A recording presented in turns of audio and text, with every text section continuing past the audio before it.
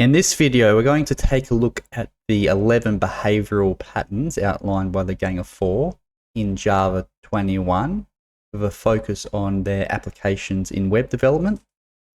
So let's start off with what the definition is. A behavioral pattern focuses on object interaction and responsibility.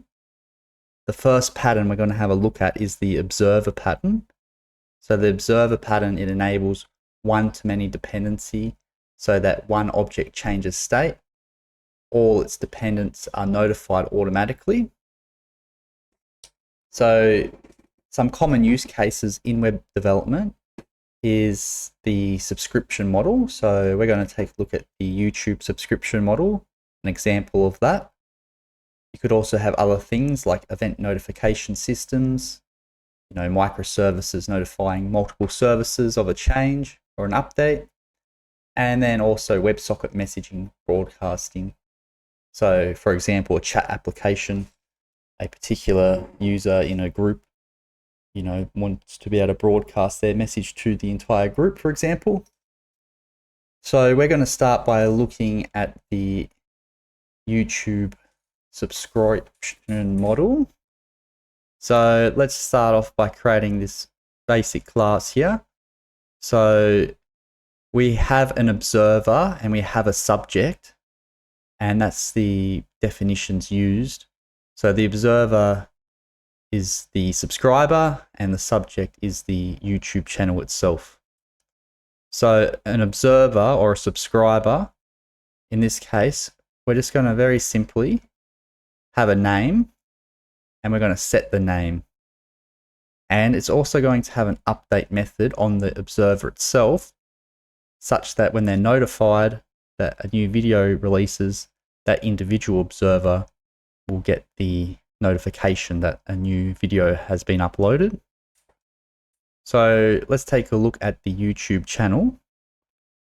So the YouTube channel class, every YouTube channel, and in this case, once again, this is the subject, it has a list of subscribers, and we're also going to notify them of the latest video. So we're just going to store the string value of the latest video. And when we call the subscribe method onto the YouTube class or the YouTube channel class, all we're doing is we're just adding a subscriber or an observer to the list of all the observers or all the subscribers in that YouTube channel. And likewise, we could unsubscribe as well, and that would remove it from the list. But when the YouTube channel uploads a video, it will set the latest video to the new video title, and then it will notify the subscribers. And the way it notifies the subscribers is it just loops through all of the subscribers and it updates the subscriber with the latest video. And once again, we had this update method on the subscriber, and that will just output, the string in this case that the new video upload or has been uploaded. So that is the observer pattern. And here is the actual usage of it. So let's say we create a new YouTube tech channel, and then we have John and Emma, they subscribe to that. So firstly, we create the observer or the subscriber, and then to the YouTube channel, we actually subscribe. And then when that tech channel, when it uploads a new video, let's say it uploads the observer pattern explained video, then that will notify both of the subscribers of that video. So the next design pattern we'll take a look at is the command pattern. And this is about encapsulating a request as an object for parameterization. So that just basically means using the object or the class itself as something that we're going to do an action on. So that might be a little abstract. So let's take a look at the actual code here. So we have this command cart. So firstly, let's take a look at some of the different applications in web development. So the command design pattern might be used for task queuing in job processing systems, user permissions and role management, and perhaps undo operations in data management. And we're going to make use of that in the context of an e-commerce shop cart. So we can see that all we have here is we have a cart, a command cart, and it has the interface of execute and undo. So let's take a look at, say, an add an item or remove an item. They're both very similar. So this will be the concrete class. So this is implementing the command cart, which once again has the execute and undo methods on it. So we can override those. And all we're doing in the add item command, rather than having this method on a cart directly, we put it into its own object. So we can implement the command add item as a class itself, and it will take in the shopping cart, which we are yet to create, but we'll create a shopping cart and the item, and then it's simply able to add the item to the cart or remove it if we want to undo the add execution. So the opposite of the add is the remove, and likewise with the remove, we remove an item when we execute the command or the remove item command, and the inverse would be adding it back. So to undo it, we'll just add that back. So let's take a look at the actual shopping cart. So the shopping cart, all it's going to be is just going to be a list of items. So these items are just represented by a string, and we're just appending to the list the particular item when we add it. And likewise, when we remove it, we could just remove from the list that particular item. And then if we want to show the cart, we can just show all of the items here. And in this case, it's just a list of strings. So the thing that ties this all together is the cart manager. So this is the invoker, or the cart manager. It handles the commands. So we've specified the commands individually of the actual cart itself. The manager ties things together. So we're going to have a command history. So you could imagine you have an e-commerce application and you're adding or removing from a cart. You want to be aware of the previous state, let's say. So we can undo an item and then we get back the current context of what the application should be. So here what we got for the cart manager is a history of all of the different states for the command that the command cart was in, and we use a stack for this. And we use a stack because we only need the current one or removing the current one to get the previous state. We're not going to be jumping around.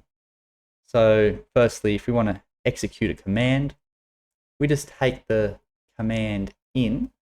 So recall that the add item and the remove item commands, they implement the command cart interface, meaning that we can use this type, whatever it is, and whatever command we put in, say add item, we can use that class's execute method to add the item for the particular command that we want.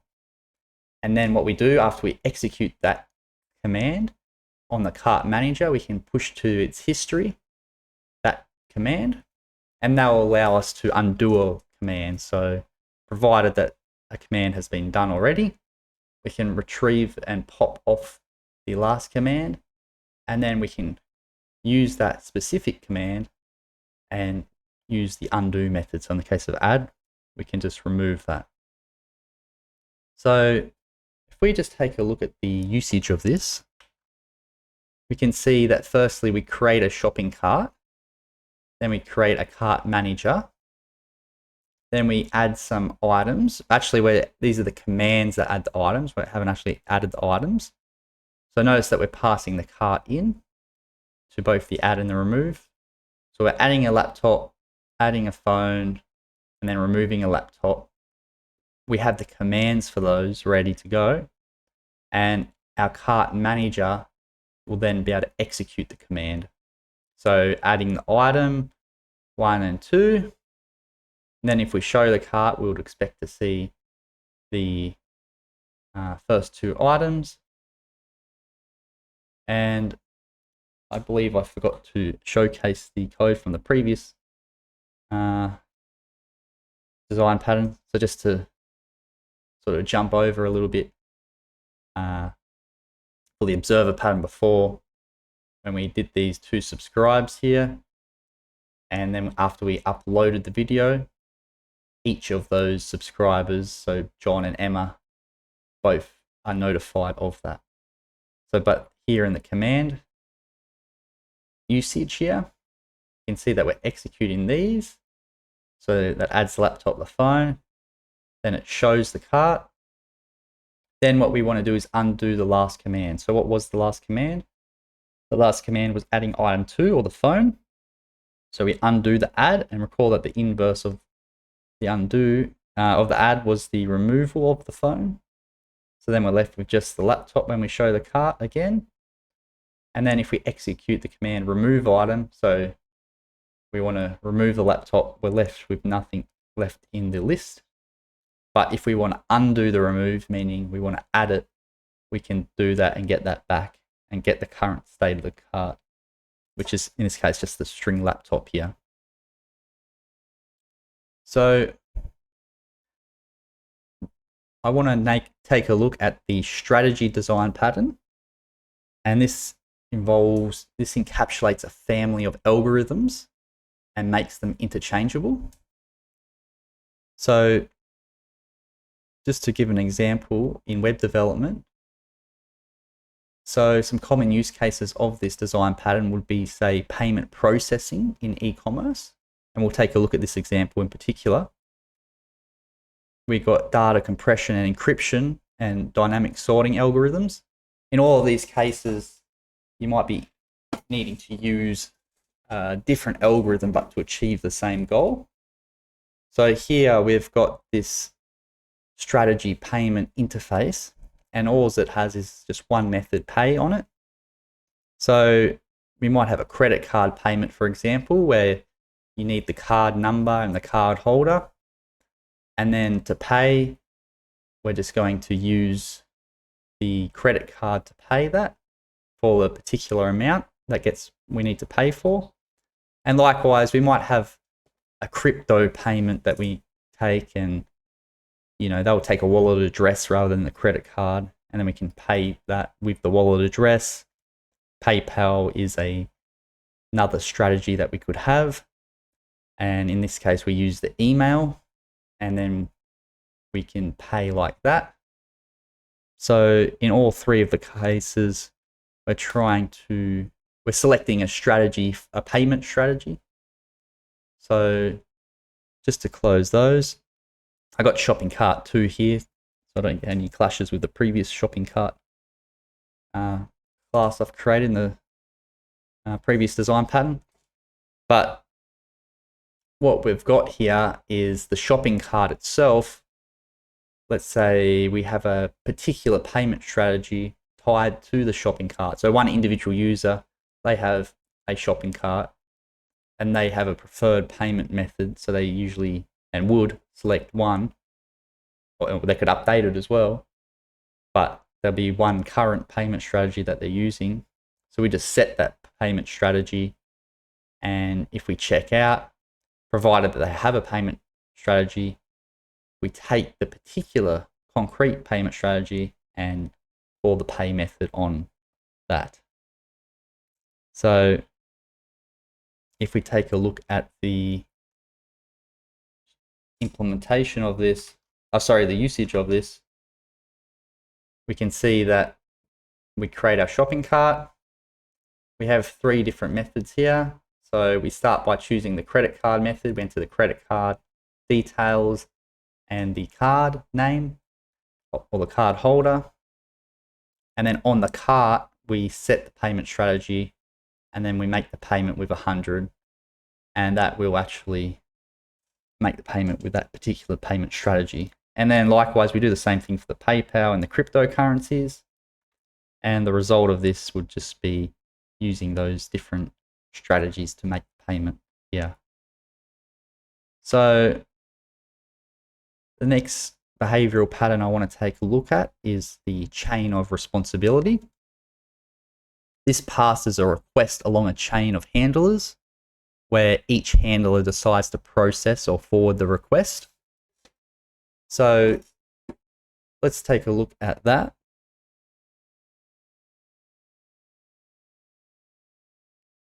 And some of the common use cases of that, you would have that in logging frameworks, for example, error handling and recovery, or request in handling in web servers, which we'll take a look at. So here we can see that we have a very simpler handler, sort of like middleware, handling lots of things. Although in this case, we're just chaining methods together. So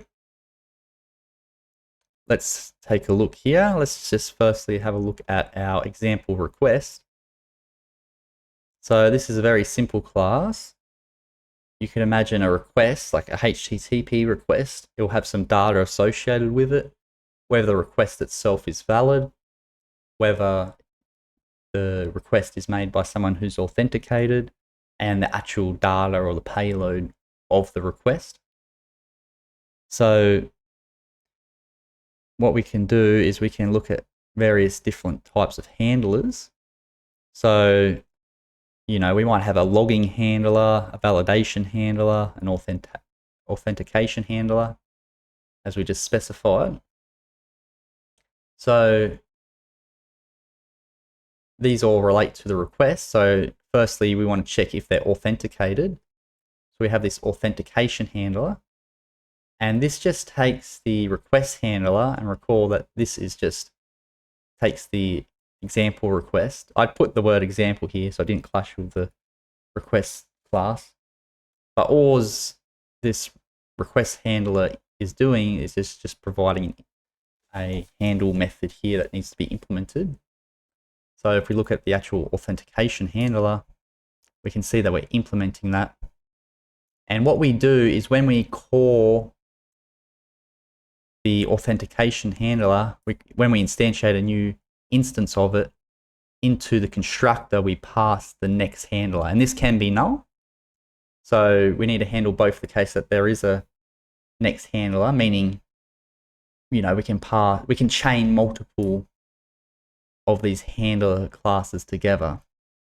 And so in this first case, so let's consider this scenario here for our example request.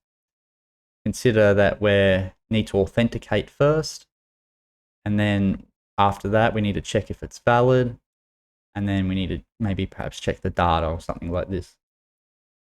So for the authentication, we pass in the authentication check, and basically on the request, if there's some information that signals that it's authenticated, we say it's a success. And if it's not authenticated, we skip this part and we just say authentication failed.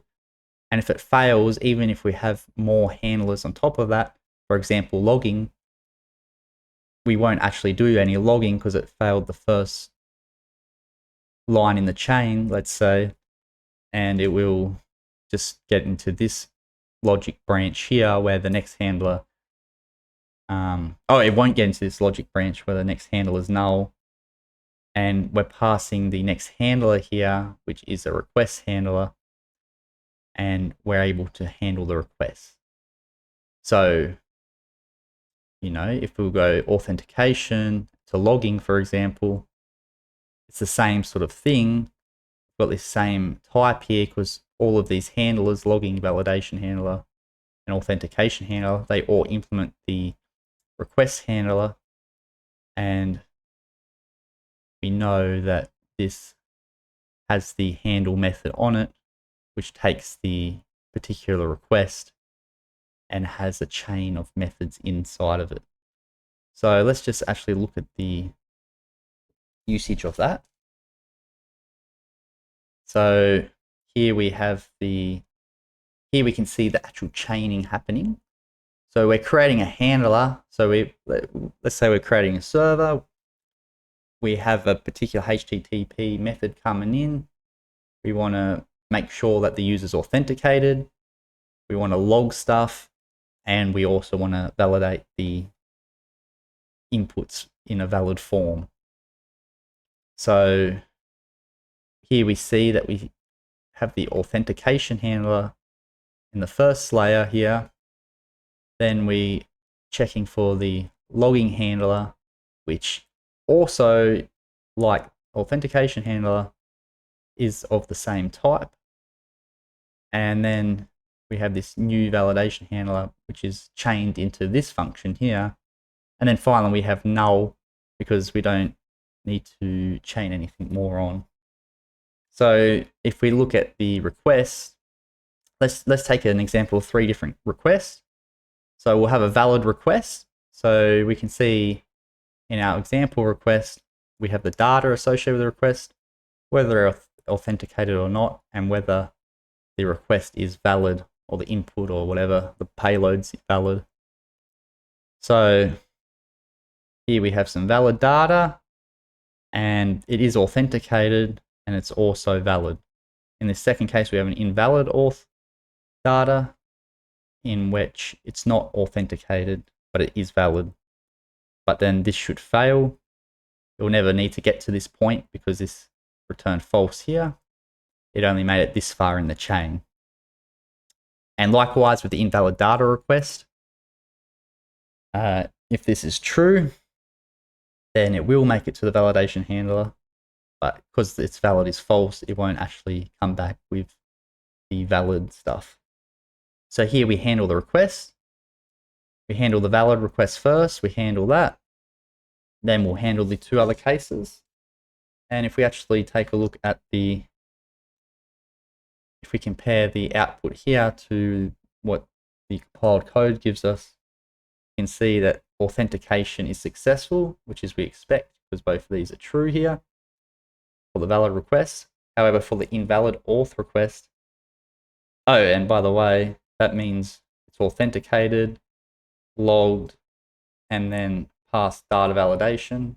So made it through the auth handler, the logging handler, and the validation handler.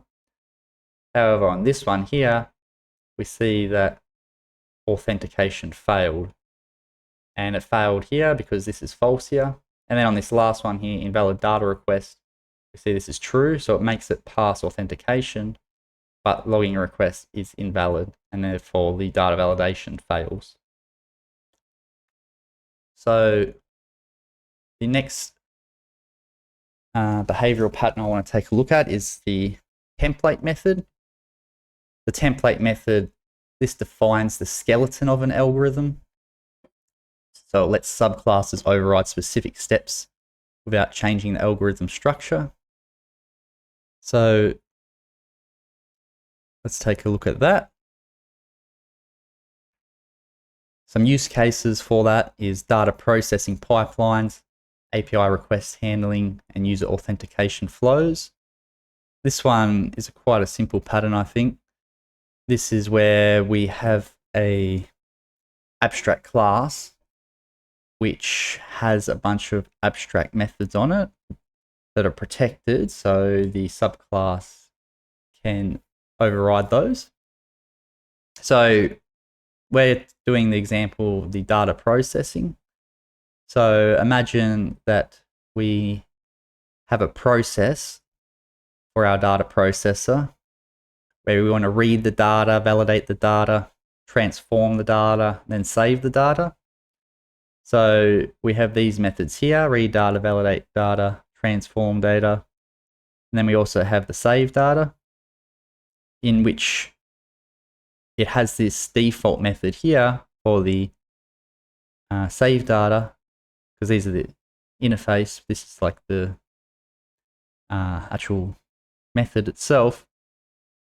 So we could either use this base save data using the default storage, let's say, or we could override that. So let's take a look at the CSV. So we're just overriding this, very simply just outputting the text, reading from the CSV file, validating the CSV file, transforming the CSV file. We also have this saving CSV data to a database. That's saved data step may be different to the default. Doesn't really matter if it's not, because then we'll just use the default. Like in this case here. So we had CSV, comma separated values data. In this case, we got JSON data. So once again, we can read the JSON data, validate it, transform it. But here for this JSON data, we're deciding to use the default save method.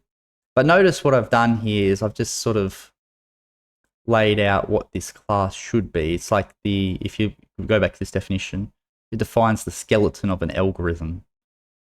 So what that means is this process, it doesn't matter if it's CSV or JSON, we're going to need to do these 4 steps. And then the actual subclass itself can implement those steps. So when we come back to the usage of it, we could say we're doing the CSV case. We create the CSV data processor, and once we process it, they'll get processed in one way, in the same way, like the same algorithmic steps are getting done sequentially. However, the details of the particular algorithm are adjusted to the particular process, and likewise with the JSON process, we process that. Take a look at this here. For the template method, very simply, for the processing on the CSV, we read it, validate it, transform it, save it to the database. JSON, we're doing the same thing, but we're saving it to the default storage. So let's take a look at the Mediator design pattern.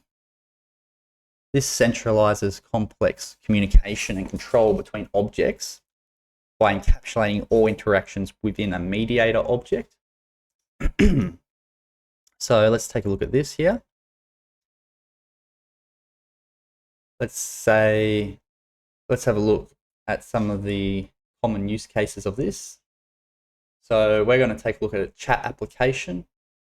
You could also have user interface components or order processing system as other applications of the Mediator design pattern.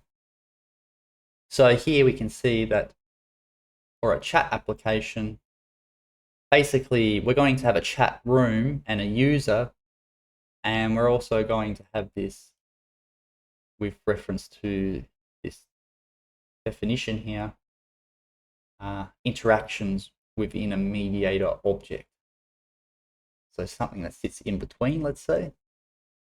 So here we can see that we have this interface for a Mediator chat class. This is just going to send a message or add a user. So let's first take a look at our chat room. So our chat room is going to implement a Mediator chat. So a chat room will be able to add a user to the chat room and send a message. So here a chat room has a whole bunch of these chat users. And if we want to add a user, we just simply add to the list. If we want to send a message, we loop through all of the users that are in the chat room, and provided that the current user that's sending the message is, they're excluded because you don't send a message to yourself, you'll send a message to the others, meaning the other users will receive a message. So let's have a look at the chat user. So the way it works is a chat room implements the Mediator chat, and then this chat room is passed into this chat user here, and also the name of the user. And then we set both of those. So the chat user, so this is an abstract class firstly, but the chat user will be able to send and receive messages within the chat room because we have access to it like this. And the chat room itself can send the message by looping through or adding the user. So if we look at the concrete implementation of the chat user, we have this super method here because of the constructor here that we discussed. And then we're able to send or receive. So we created these two abstract methods here, send or receive. So this is where we make use of the actual chat room, the mediator chat, or the mediation of the chat room.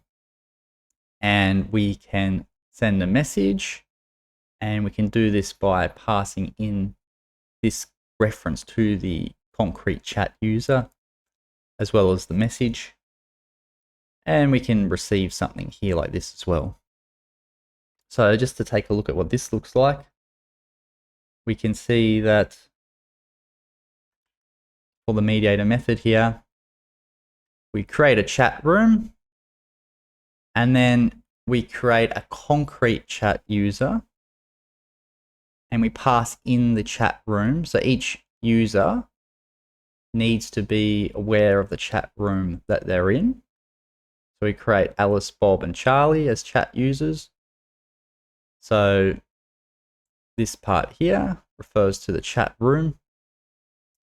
And of course, this is a subclass. So this extends this here.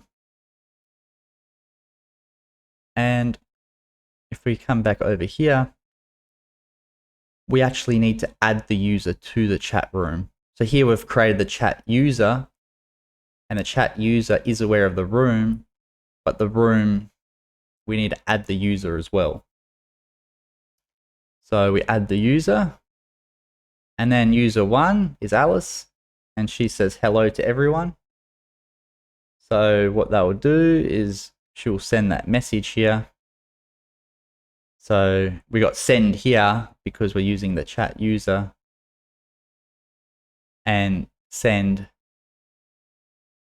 will be the mediator send message here, and then the mediator, which will be the actual chat room here, this will send the message and send the user, send the message to all the users that aren't her. So here we can see, hello everyone. Oh, and also we got the sending of the message. So Alice sends that, hello everyone, and Bob and Charlie receive it. Hi Alice, which is sent from Bob. So Bob sends that, Alice and Charlie receives it. And Charlie says, hey there. So Charlie sends the message, and then Alice and Bob receive that. So the next design pattern I want to take a look at is the state design pattern. So this alters an object's behavior based on its internal state. So if we take a look at some use cases of that, we can see that some common use cases in web development would be workflow management, order processing system, or user authentication. So I'm going to do the state of a document. So here we have an interface which has a document. I've called it the document because I had another class called document. Don't want them to clash in the main method. So let's take a look at the document. So the document, basically what it is it's just, well, firstly, we have 3 different methods here. So it refers to the different states the document can be in. So the document, we can either be editing the document, so we're working on a document and it's not created yet, or if we've created a document, maybe it goes to the review state, so someone needs to review the document, and provided that everything's all good, we could then move the document to the publish state, and then we publish the document. So you can see that the document can be in various different states, and the document itself is going to have the state that it's in. And initially it's going to be in a draft state, which we'll see in just a second. And the document itself, of course, we're able to set the state, and we'll be able to edit the state, or review the state, or publish the state. So we have a look at some concrete implementations. So let's start off with the draft state. So we see that we're implementing the state of the document. So if we're in the draft state, we can edit things and we can say editing the draft. We're also able to review, because we could say that we've been editing and then we want to put it for review. So we got this submitting draft for review, in which case we set the document state and we pass in this new review state, which we'll take a look in a sec. But we got this for publish here. If we're in the editing state and no one's reviewed it, we have this line of code here that says the draft must be reviewed before publishing. So we're not able to go directly from the edit state to the publish state, but we can go from the edit state to the review state. So similarly, if we look at the review state, if we try to review something, well, it's already in review. So if we try to edit something, well, the document's already under review, so we can't edit it. However, if the document's reviewed, we will be able to publish it. So we are able to go from the review state into the publishing document state. So in that case, we set the document state here. So once again, the document here, it takes in the particular state, and then we can set it. So the draft state implements the state document, and the review state implements the state document interface. And once again, the publish document, if it's published, well, it's already published, so there's no point publishing it again. We can't review or edit it because it's already been published. Just in simple terms here, don't overthink this. But all of these states, they implement this particular state, which has these edit, review, and publish methods on them, such that the document itself, if we go to edit it, it will take the particular state and then it will pass in a reference to the itself, and then it will set that as the new document. So just to see the usage of that, we create a document, and let's say we first put into edit state, then review, then we try to go back to edit, see what happens, and then we'll go to publish, and then we'll go to edit just to see what happens there.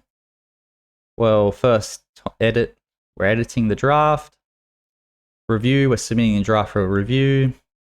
Edit, we can see that now the document is under review, cannot edit, but we can publish, so publishing the document.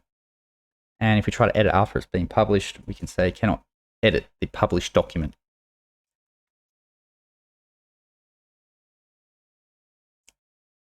Okay, so let's take a look at the iterator design pattern. So this provides a way to sequentially access elements of a collection without exposing its underlying structure. So let's have a look at the use cases of that. So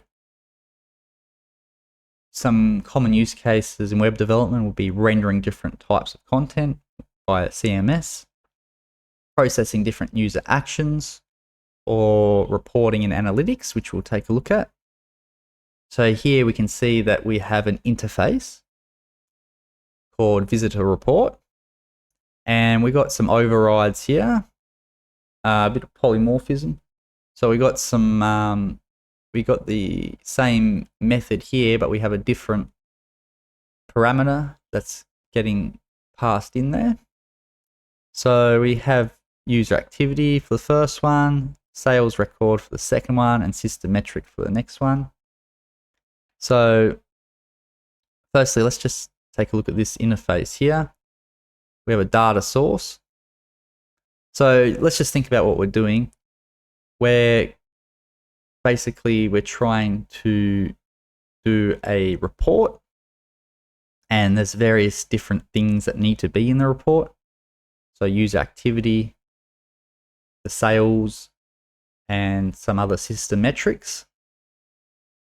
So we have this interface here, which is going to take the visitor here as a argument or a parameter here. And it's going to have the accept method here. And this will come clear in just a second. So let's say we have the user activity. What we can do is we implement the data source. So we can call the accept method. So that's what we want to be doing. So these are just basic things here. So we got this user activity. All we're going to do for that is we're just going to have the login count. So that's just going to be an integer. How many people have logged in? What's the user activity like? We're also going to have the sales record. So what's the amount of money made in sales here? And we're also going to have a system metric. So in this case, we're just looking at how much CPU usage our system has done.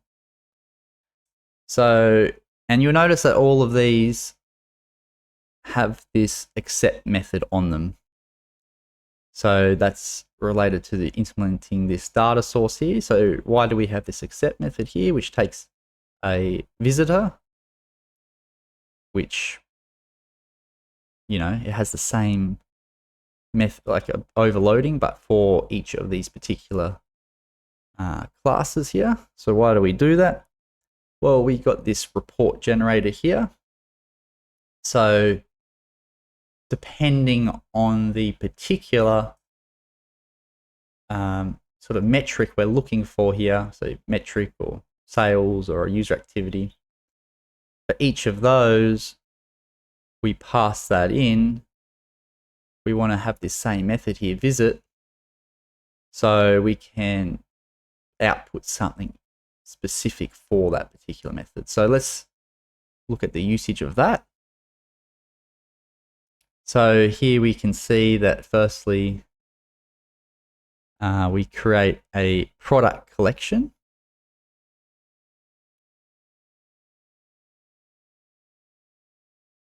I think I've skipped one by accident here. Let me, I'll come back to the iterator. So, oh, sorry guys.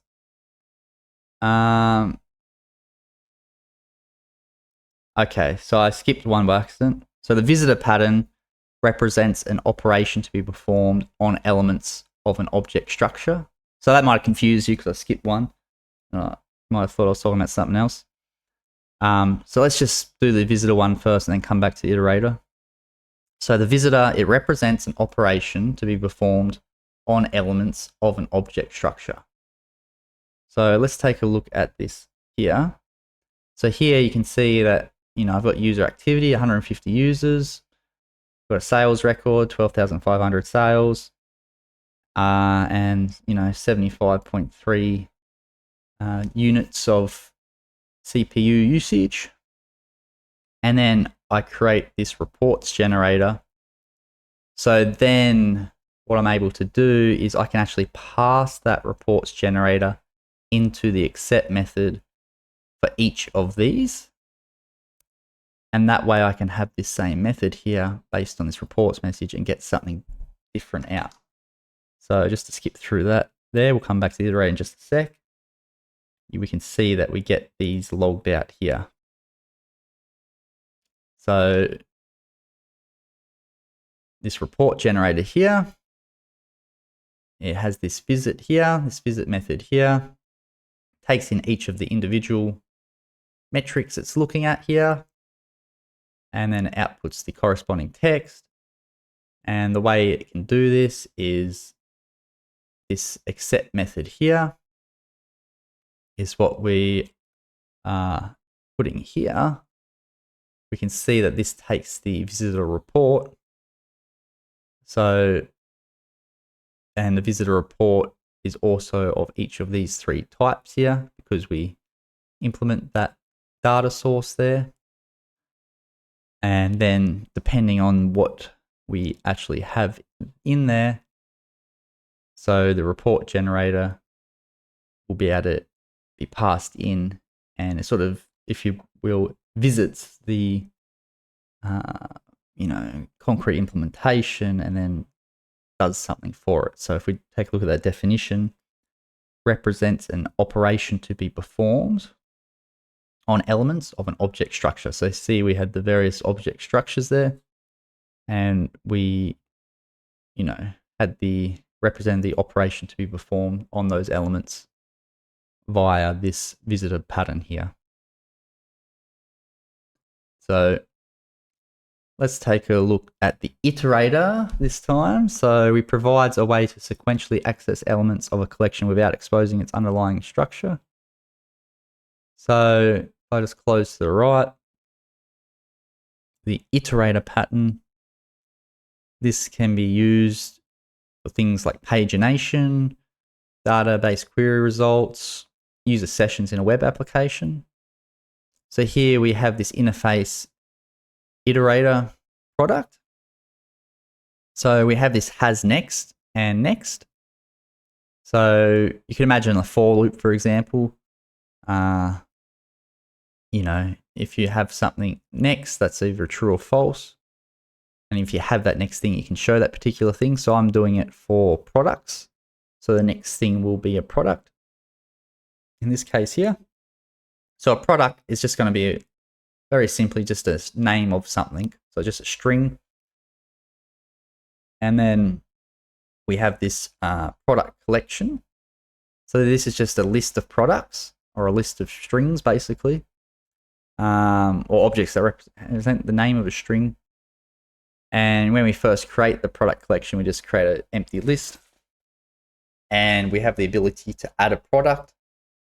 And we also have this iterator. So this iterator sits on the collection. So you can imagine we have a list of products or a collection of products that we're able to iterate through. And we have an iterator, which is of a iterator product type here. So it has next and next. And we return a new instance of that with the products or the list of the collection. So let's actually look at the iterator, the collection iterator. So this implements the iterator product, which has next and next on it. So we passed in the products. Firstly, the index currently 0. So what we can do is we can do something simple here.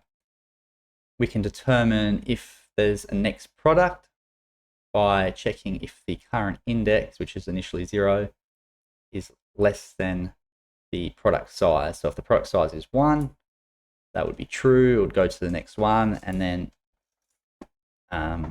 if we call the next method, we'll actually increment the index along with getting that particular product for that corresponding index. Or you could throw an exception or something like that. Here we're just returning null. So if we go to just look at this here, we create a product collection.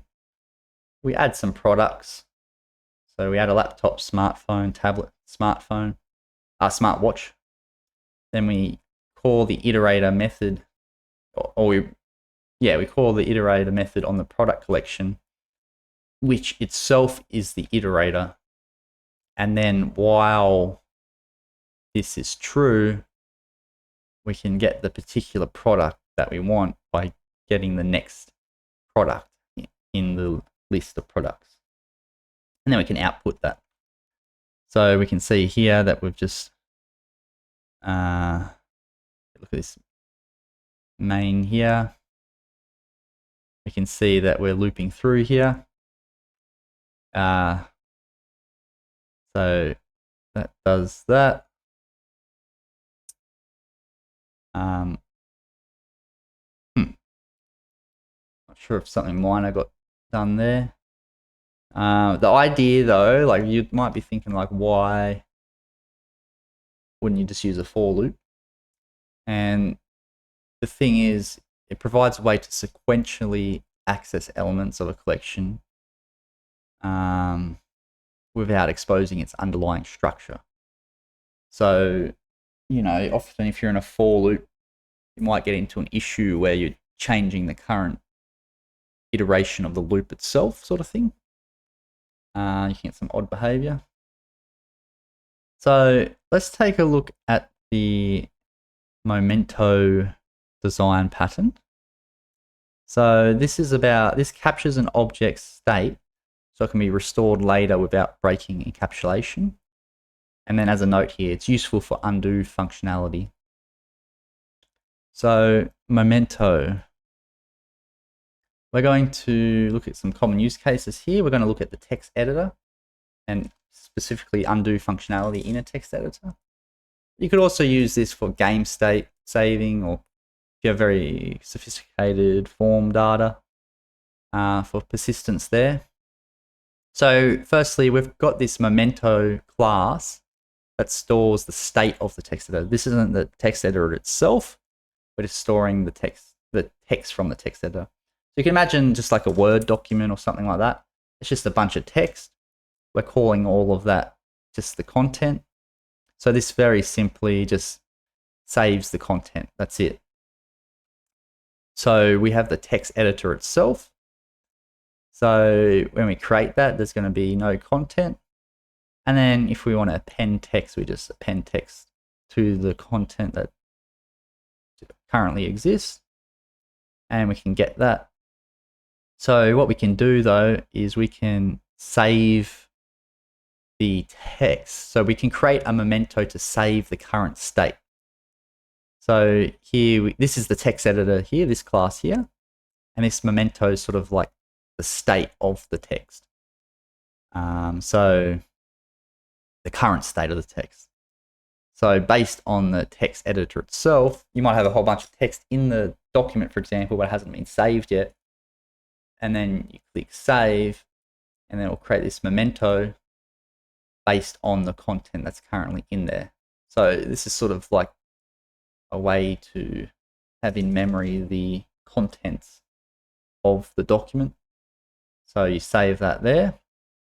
And then you might get into a situation where you want to restore the state from that save point.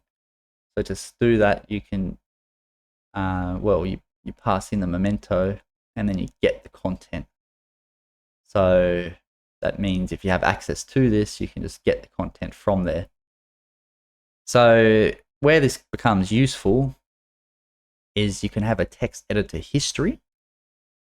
So what you do in this case here is you have a whole list of these save points, and you have a current index which is -1. And then what we do is we have 3 methods here. So we have a save method, an undo method, and a redo method. These are all useful operations in a text editor. So firstly, we can clear the history if we are not at the end. So what this is doing here is, so whatever the current index, the current index here is, if that is less than the actual size of the history, -1 because it's 0 based, we can actually sort of slice things and get that from the current to the size there, sort of thing. So I'll just skip out. It will create a sublist from the actual elements. So for example, it wouldn't look like this, but if I had 1, 2, 3, 4, 5, and I passed in say 2 or something like that, we'll just get you these ones here. So, that's in this particular case if we are not at the end. Either case, we want to add. We have a reference to the editor, and then we want to save, which will create this new memento here. So we call save here, and this will be added to the list of save points. And then we can increment the index of the current save point. So we can easily undo or redo because we could just go down or go up, depending if we need to undo or redo respectively. And then we can restore that based on the current save point index. So if we take a look at this here, we look at the Memento here, we create a new text editor, and then we have a text editor history. And let's say we add the text hello, we save it, add the text world, save it. And then we want to see what the current content is. Maybe we want to undo something, all of this. We'll actually have that ability. So we can see that we add the text, then we save it, then we add this text and save it, then we output it. We see the current content is hello. We do an undo. Well, we saved it here and then we saved it here. If we undo this one, we'll just get back the original text here. Hello. And, you know, current content. You know, you can undo that again. And, you know, you might want to do a redo, for example.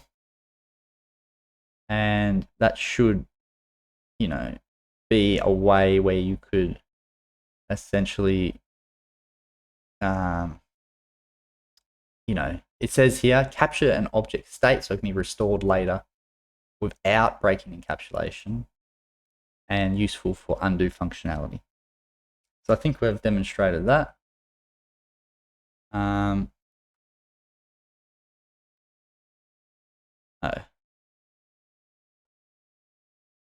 And finally, the last design pattern I want to take a look at is the interpreter design pattern. Now, this is, as the name suggests, something that will be used for interpreters, but there may be some use cases for web development as well. So let's just read this definition here. So we define a grammar for a language and provide an interpreter. An interpreter meaning you go line by line and interpret the code, opposed to something like Java that's compiled, to process and evaluate sentences in that language, useful for parsing and interpreted structured data. And it turns out there are some use cases for this. So, and I might just delete this one here. So some use cases here, we'll come back to this file in just a sec, but just to look at some common use cases, we can see you could have it used for the query language parsing. So we're going to do an example of this. Or you might have expression evaluation in configuration files, or you might have some like template engines. So how do those things actually do that? Well, let's start off simple with a very simple expression. So, yes. So we have an interface for expression, and it's just going to be an integer interpret, because I'm just going to do some basic number stuff here. So we're going to have a number expression. And a number expression, all it's going to be is it's just going to be you know, we're going to take a number. That's it, an integer. And then we have this interpret method here, and that's just going to return the number. So let's have a look at, say, an add expression or a subtract expression. So what I'm thinking of here is I'm thinking of 1 plus 1 or 1 plus 2 or something like this. So you're going to get this add expression, which is composed of two number expressions and this plus sign here. But in this case, the left expression's 1 and the right expression's 2 as a string, which want to be an integer. So all we're doing is we're just taking those and we're just, you know, storing the left and right expressions separately. And then to interpret that for us, you know, an add expression, what we do is we just simply add the numbers together. We have the left expression and we interpret that. And with the right expression, we interpret that. And recall that interpreting a number will just return the number. So it's essentially just a convoluted way to add two numbers together, but this same pattern will be used for various interpretation, expressions and stuff like this elsewhere in an interpreter, I should say. So subtracts the same thing, but you just subtract it here. And then we have the actual where all the meat of the work's happening here. So we have this query parser. So I might just show you what we're aiming for first. So we have this query here, 3 plus 5 minus 2. So what we want to do is we want to be able to interpret that, meaning we're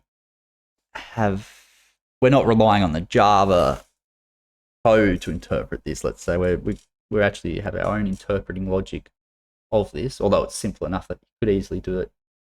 But you can see all we've done is we've created this instance of a query parser, and we pass the query into it as an argument, and then we've called the pass method on this, and that will get us an expression, and then we interpret that expression to get the result. So there's a few steps here, and basically you can see here we get the query, but most of the work is happening in this pass. So pass is, like, if you're not familiar with the terminology, pass is just taking the actual line, say 1 plus 2 minus 3 or whatever, and it's splitting it up. So here we can see that we have this split method here on the query. So these spaces here, they're going to get ignored, and then this is going to turn into something like a string version. So 1 plus 2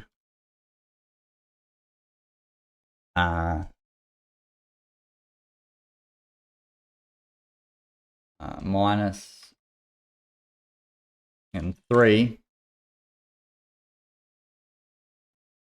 So, and we can see that we're going to separate the expressions and the operators. So the plus and the minus, they're the operators, and the expressions is the number in this case. So for our very simple interpreter, we're just going to loop through all of these tokens here. If it's a number, meaning it token matches this regular expression here, what we're going to do is we're going to create a new number expression. We're going to pass the string into an integer, and we're going to add it into this array here. So this list of expressions will be the 1, 2, 3. And if it's a token and it's a plus and a minus, well, then we're going to put those into the operators. So what we need to do is build an expression tree. So we're going to make use of the expressions and the operators that we created here. I might just get rid of this here. So we have this I expression, which just has this interpret method here. And we're trying to get the first one. So the first one would have been the 1 in that case, or in this case, the 3. So we get that expression. Then we get the next operator, or the current operator. And then what we do is, we get the next number. And if that operator was a plus, we use the result's going to be the new add expression, which we pass in the result.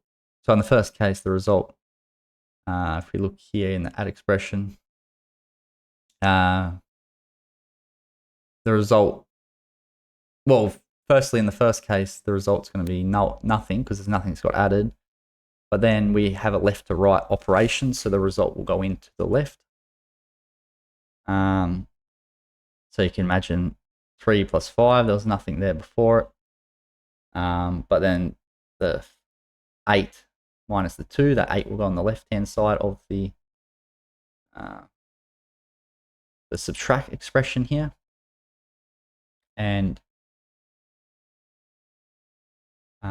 we can see that the result is going to be here.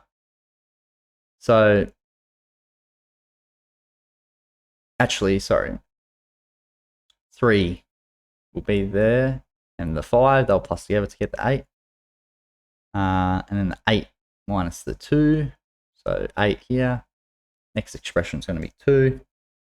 That will give us 6, and then we'll return back that final expression.